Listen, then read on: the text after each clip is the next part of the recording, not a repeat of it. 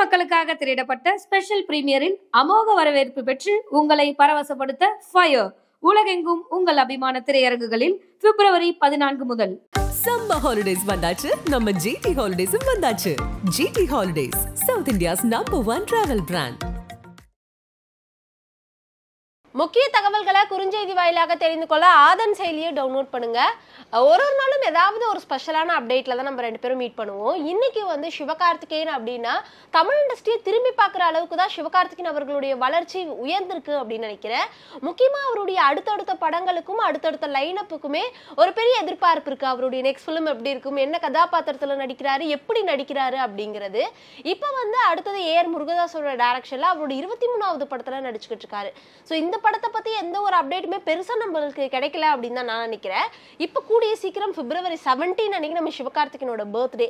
So birthday ஸ்பெஷலா SK அவர்களுடைய 23வது படத்தோட டைட்டில் டீசர் அப்படி இல்லைன்னா ஃபர்ஸ்ட் லுக் போஸ்டர்னு ஏதாவது ஒரு அப்டேட்டை படத்தோட டீம் தந்தே ஆகணும் அப்படின்ற ஒரு கட்டாயத்துல நின்றுட்டு இருக்காங்க நான் நினைக்கிறேன். ஏன்னா சிவகார்த்திகேயனோட ஃபேன்ஸ் எல்லாம் தொடர்ந்து அவரோட அப்டேட்னு நிறைய விஷயங்கள் கேட்டுட்டு இருக்காங்க சோஷியல் மீடியா. அவருக்கு அப்டேட் கொடுக்கறது அவ்வளோ கண்டென்ட் வச்சிருக்காரமா. ஏன்னா அடுத்து பராசக்தியிலேருந்து அந்த டைட்டில் டீசர் வீடியோ பார்த்துருந்தோம்.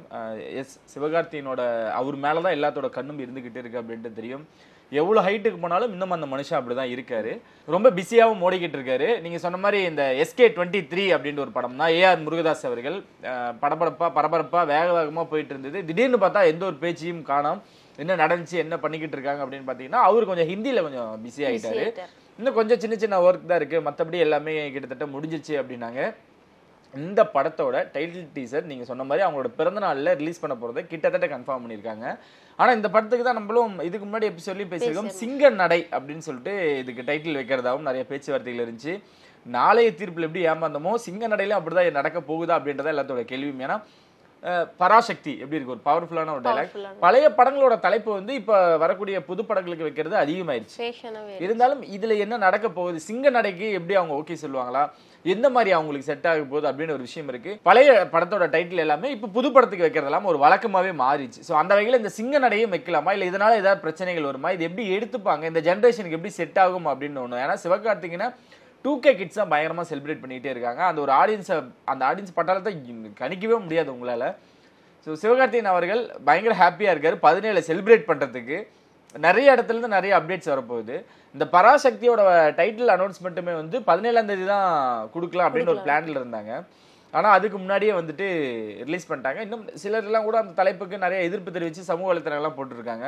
எது இருந்தாலும் அந்த படம் பராசக்தி தான்.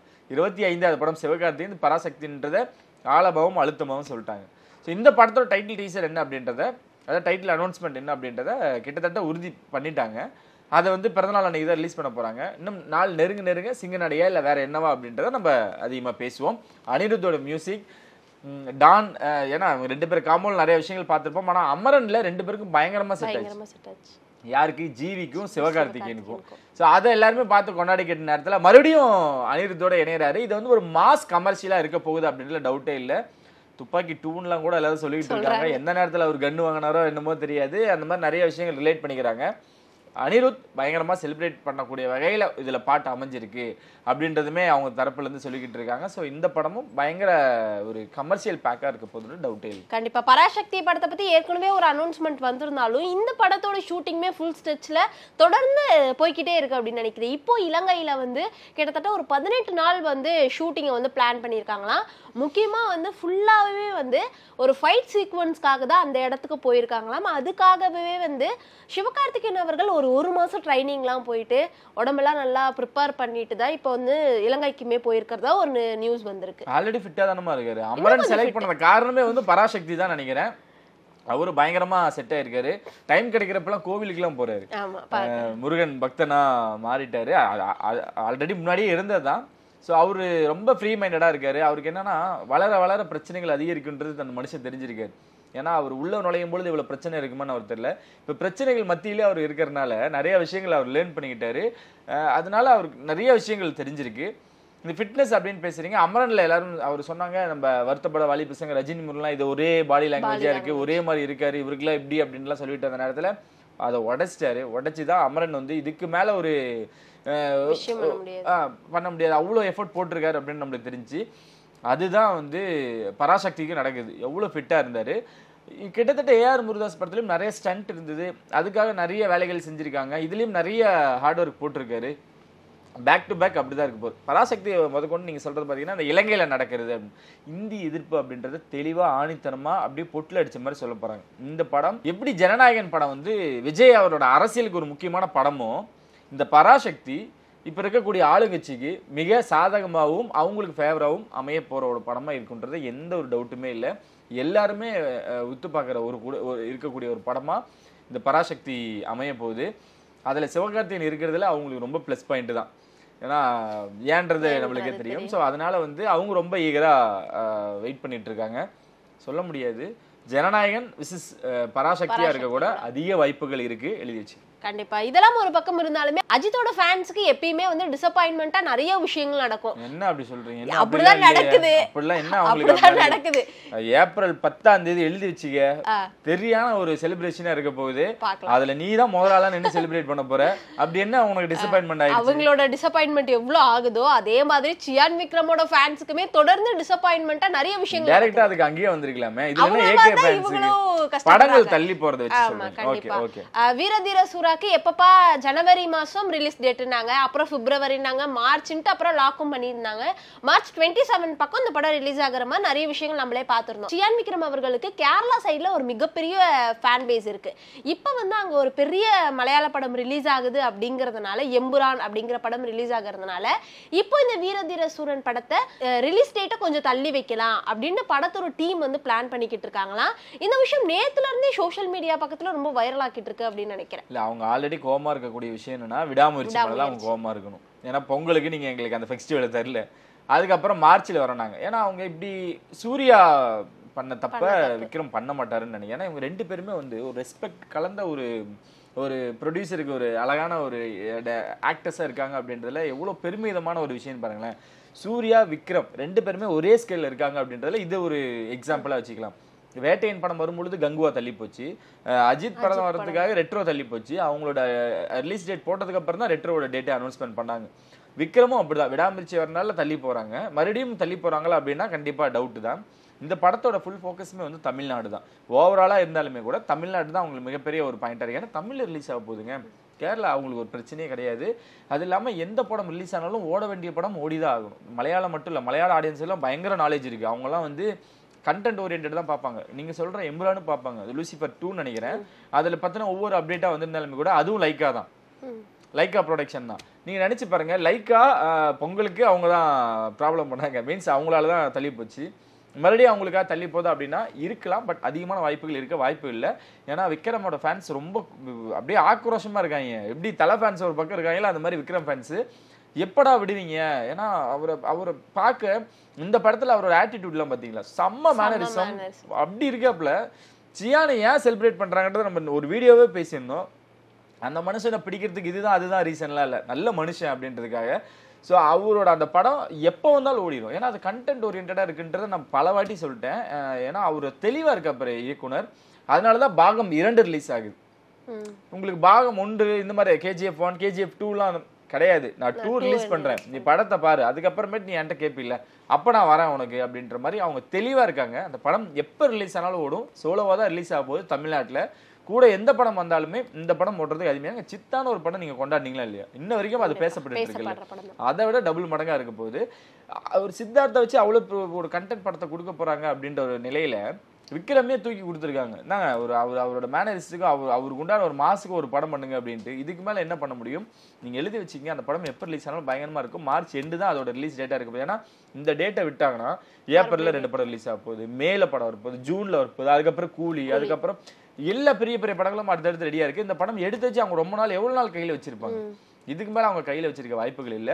அதனால ஒரு ஆக்ரோஷமா விக்ரம் கண்டிப்பா இறங்குவாரு, சம்பவம் பண்ணுவாரு. ரப்பர் பந்து இந்த படத்தை பத்தி நிறைய விஷயங்கள் நம்ம பாராட்டிட்டோம். இப்படி எல்லாம் பண்ண முடியுமா ஒரு ஃபர்ஸ்ட் ஒரு படம் அப்படின்னா டைரக்டருக்கு இந்த படம் இதுவே வந்து இவ்வளவு மைல்கல்லா அமையுமா, நிறைய விஷயங்கள் பேசியிருந்தோம். அவ்வளவு பெரிய வெற்றிக்கு அப்புறம் இப்போ தமிழரசன் அவர்கள் அடுத்தது தனுஷை வச்சு ஒரு டைரக்ட் பண்ணி ஒரு ஃபிலிம் பண்ண போறாரா. இந்த படத்துல சாய் பல்லவி தான் ஹீரோயின். இந்த படம் வந்து இப்ப இருக்கக்கூடிய இந்த ஜெனரேஷன்ஸ்க்கு ஒரு நல்ல கதையை வந்து கொடுக்கக்கூடிய ஒரு படமா வந்து அமைய போகுது அப்படிங்கிற மாதிரி தொடர்ந்து பல விஷயங்கள் வெளியாகிட்டு இருக்கு. ரப்பர் பந்து அப்படிங்கிற ஒரு படத்துல சின்னதா ஈகோ அப்படிங்கிற ஒரு விஷயம் இருக்கும். அதை வச்சு அந்த கதையை எப்படி கொண்டுட்டு போக முடியும்? த்ரோட் நம்ம படம் பார்க்குற எல்லா இடமுமே எங்கேயுமே வந்து போர் அடிக்குதா அப்படிங்கிற விஷயம் தோணவே தோணாது. ஏன்னா அவ்வளோ சுவாரஸ்யமா அவ்வளோ நல்லா எடுத்துட்டு போயிருப்பாரு படத்தை. ஸோ அந்த வகையில வந்து தனுஷ் அவர்களை வச்சு நெக்ஸ்ட் ஒரு ஃபிலிம் பண்ண போறாரு. அந்த படம் எப்படி இருக்க போகுது அப்படிங்கிற ஒரு எதிர்பார்ப்பு இந்த நேரத்துல கூடி இருக்கு அப்படின்னு நினைக்கிறேன். லப்பர் பந்து வந்து அவ்வளவு சாதாரணமா கடந்து போக முடியாது. எல்லாருமே திரும்பி பார்க்க வச்ச ஒரு படமா தான் அமைஞ்சது. ஏன்னா இயக்குனர் நல்ல நண்பரும் கூட அண்ணன் தான்.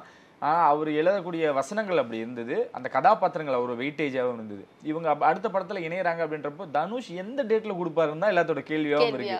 ஏங்க இந்த வருஷமே 4 படம் ரிலீஸ் இருக்கு. அவர் நடிச்சிட்டு இருக்க 4 படம், அவர் இயக்கம் அப்படின்னு எல்லாமே இருந்தாலுமே கூட இவங்க எப்ப இணைய போறாங்க?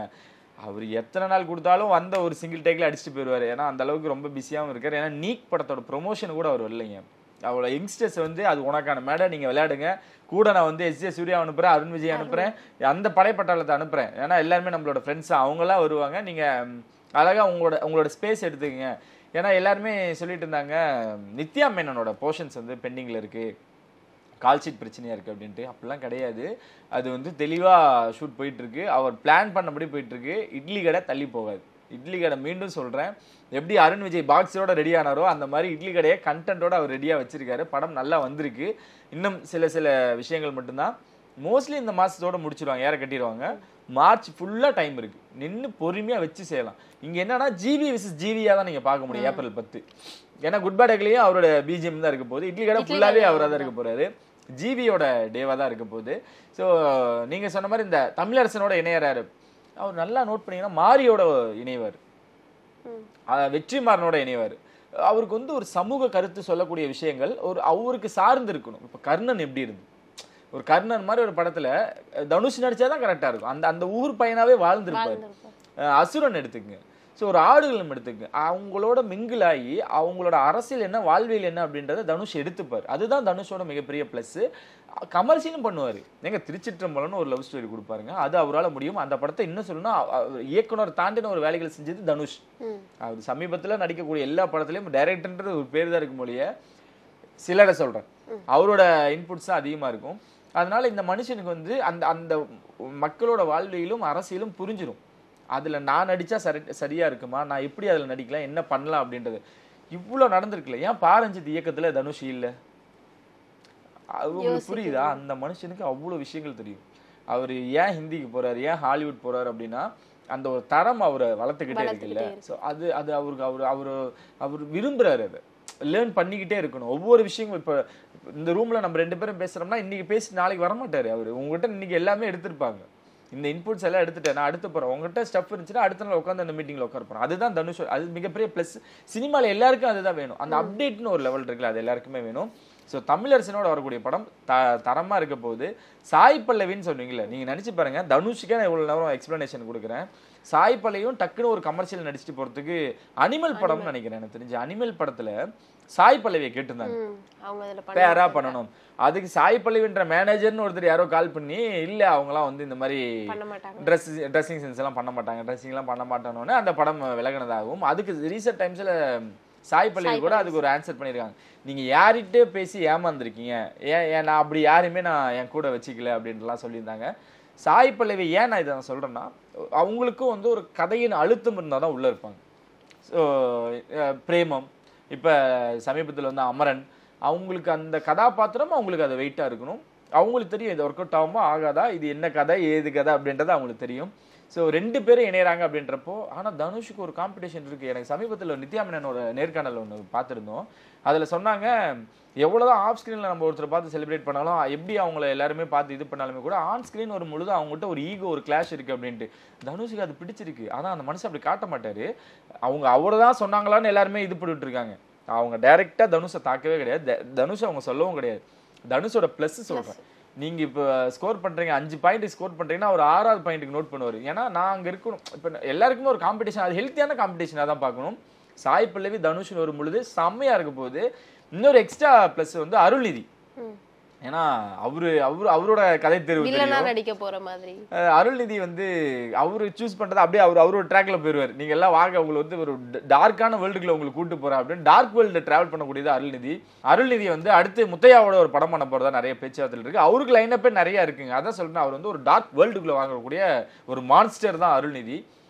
இப்ப 3 பேரையும் நினைச்சு பாருங்க. இந்த பக்கம் தனுஷ், சாய் பல்லவி, அருள்நிதி 3 பேர் இணையறாங்க அப்படின்னா அது தமிழரசனோட லப்பர் பந்துன்ற ஒரு பந்தை வச்சு எல்லாருக்குமே பட்டுன்னு கொடுத்தவர் தான் தமிழரசன்.